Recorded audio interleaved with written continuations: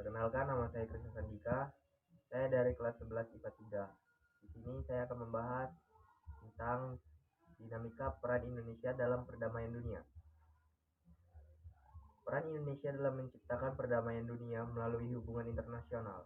Makna hubungan internasional merupakan salah satu jawaban bagi personal yang dialami oleh suatu negara.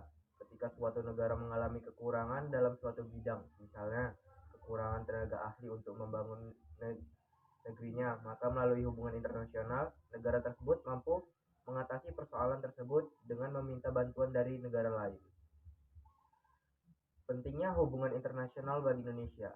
1. Pembentukan satu negara Republik Indonesia yang berbentuk negara kesatuan dan negara kebangsaan yang demokratis.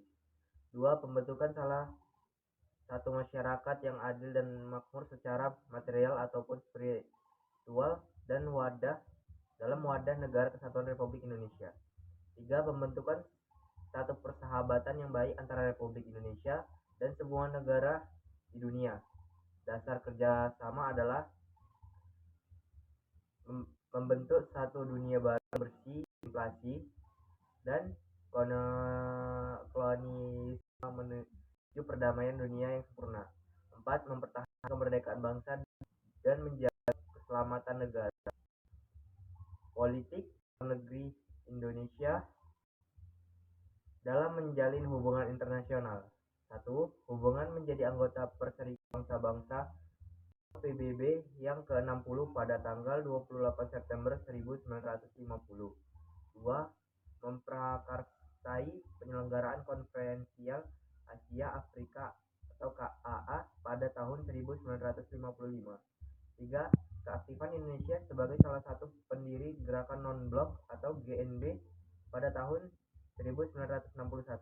Bahkan pada tahun 1992 dalam konferensi negara-negara non-blok yang berlangsung di Jakarta, Indonesia ditunjuk menjadi ketua GNB. 4. Terlibat langsung dalam misi perdamaian Dewan Keamanan PBB dengan mengirim pasukan Garuda ke negara yang dilandai konflik seperti Kongo, Vietnam, Kamboja, Bosnia, dan sebagainya. 5. Indonesia menjadi salah satu pendiri ASEAN. Peran Indonesia dalam menciptakan perdamaian dunia melalui organisasi internasional. 1. Peran Indonesia di Perserikatan Bangsa-Bangsa atau PBB. Sejak tahun itu pula PBB secara konsisten mendukung Indonesia untuk menjadi negara yang merdeka, berdaulat, dan mandiri. Peran PBB terhadap Indonesia pada masa revolusi fisik cukup besar, seperti ketika terjadi agresi militer Belanda tersebut. Indonesia dan Australia mengusulkan agar persoalan Indonesia dibahas sidang umum PBB.